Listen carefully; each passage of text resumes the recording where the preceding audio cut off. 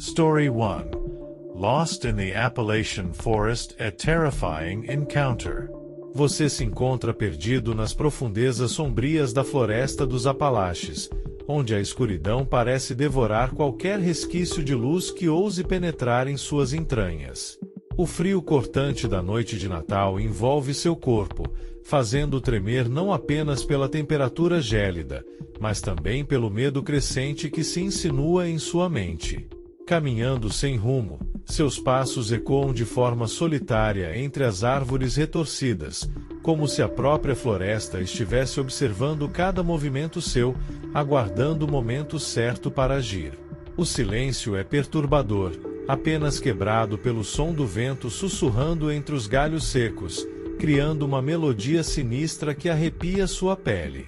A cada passo adiante, a sensação de estar sendo seguido se intensifica, como se algo espreitasse nas sombras, esperando o momento oportuno para se revelar.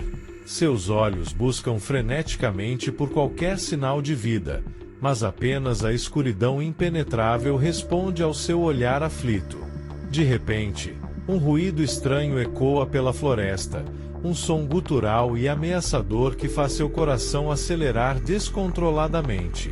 Você para abruptamente, tentando discernir a origem daquele som aterrorizante, mas tudo o que enxerga é a escuridão opressora que o cerca. Um arrepio percorre sua espinha quando uma figura indistinta emerge das sombras à sua frente. Uma silhueta alta e esguia, com olhos brilhando como brasas ardentes na escuridão. Seu corpo gélido parece congelar diante da presença sinistra que agora se materializa diante de seus olhos atônitos. O medo toma conta de cada fibra de seu ser, paralisando seus movimentos e impedindo qualquer reação. A figura se aproxima lentamente, revelando detalhes perturbadores de sua aparência distorcida e grotesca. Cada passo ecoa como um tambor em sua mente, anunciando a chegada iminente do desconhecido. Com um arrepio final, a figura se lança em sua direção, envolvendo-o em suas garras geladas e arrastando-o para as profundezas sombrias da floresta. Seus gritos ecoam sem eco, perdidos na vastidão silenciosa da noite. Final moral. Nas sombras da floresta, os segredos mais sombrios da humanidade encontram morada, esperando pacientemente por aqueles que se aventuram além dos limites da razão. A escuridão revela não apenas o desconhecido lá fora, mas também os terrores ocultos dentro de nós mesmos. Anonymous Spectator Story. Story 2. Lost in the Appalachian Forest. The cold December wind cut through the dense Appalachian forest like a knife, chilling me to the bone as I stumbled through the undergrowth. The fading light of the setting sun cast eerie shadows among the towering trees, and a sense of unease settled deep in my chest. I had lost track of time and direction, my compass useless in this maze of ancient woods. As I trudged on, the silence of the forest pressed in around me, broken only by the occasional rustle of leaves or distant caw of a crow. Panic clawed at the edges of my mind, threatening to consume me whole. I tried to push down the rising fear, but it was relentless, gnawing at my sanity with each passing moment. Hours seemed to slip by in a blur of darkness and uncertainty. The trees loomed overhead like silent sentinels, their twisted branches reaching out to ensnare me in their grasp. Every shadow seemed to hide some malevolent presence, and I could feel eyes watching me from the depths of the forest. My footsteps faltered as a sense of dread washed over me, chilling me to the core. I knew I was not alone in these woods, knew that something sinister lurked just beyond my sight. The hairs on the back of my neck stood on end, and a cold sweat broke out across my skin. And then, as if summoned by my fear, I heard it, a low, guttural growl that sent shivers down my spine. My heart hammered in my chest as I turned to face the source of the sound, my breath coming in ragged gasps. And there, emerging from the shadows, was a creature straight out of my worst nightmares. Its eyes gleamed with a feral light, its fur matted and filthy. It moved with a predatory grace, stalking towards me with a hunger that made my blood run cold. I tried to scream, but no sound escaped my lips as the creature drew closer, its hot breath washing over me in fetid waves.